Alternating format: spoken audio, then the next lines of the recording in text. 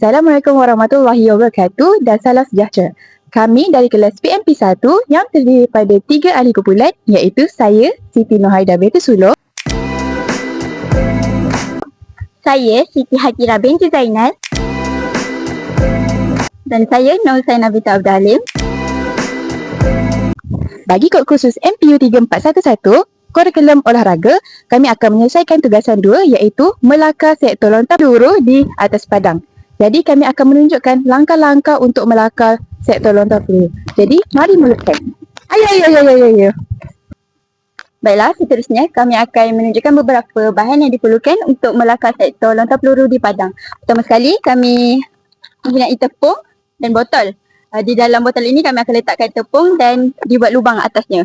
Seterusnya kami akan menggunakan seletip, pita pengukur, gunting dan marker pen. Kemudian kami akan menggunakan tali untuk mengukur sektor dan kayu untuk dipasak. Langkah pertama, sebelum kami pergi ke padang, kami akan menggunakan tali dan mengikut ukuran seperti ini. Menggunakan pita pengukur.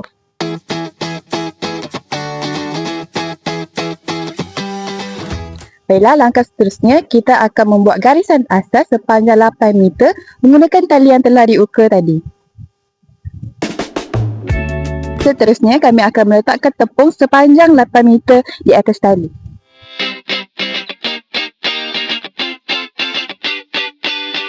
Seterusnya kami akan pasakkan kayu untuk tanda di mana titik tengah berada, di mana jaraknya sebanyak 4 meter kanan dan 4 meter sebelah kiri. Langkah seterusnya, kami akan membuat jejari dari titik tengah yang berukuran sepanjang 1.067 meter dengan menggunakan tali pistol.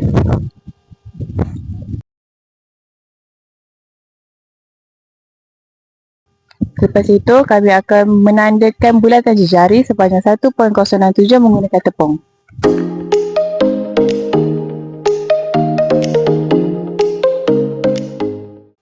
Seterusnya, dari titik tengah kami akan membuat garis sepanjang 3 meter dan melakukan suri pada garis tersebut.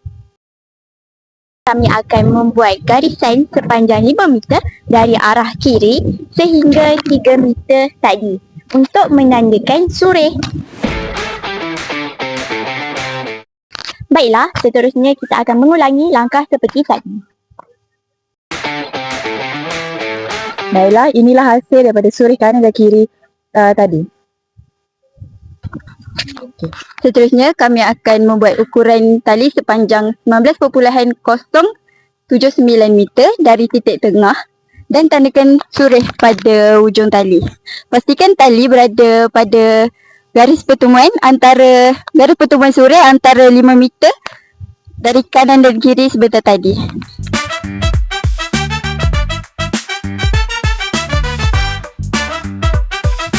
Kemudian dari titik 19.079 meter, kita akan buat surih dari kanan ke kiri dengan jarak 6 meter.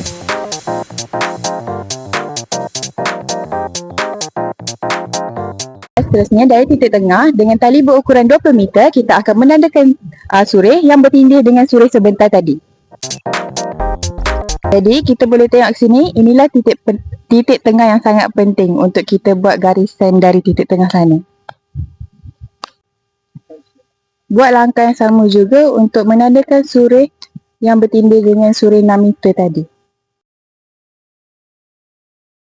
Kemudian, buat garisan lurus sepanjang 20 meter dari pusat bulatan hingga ke simbol pangkah yang berada 6 meter dari kiri dan kanan.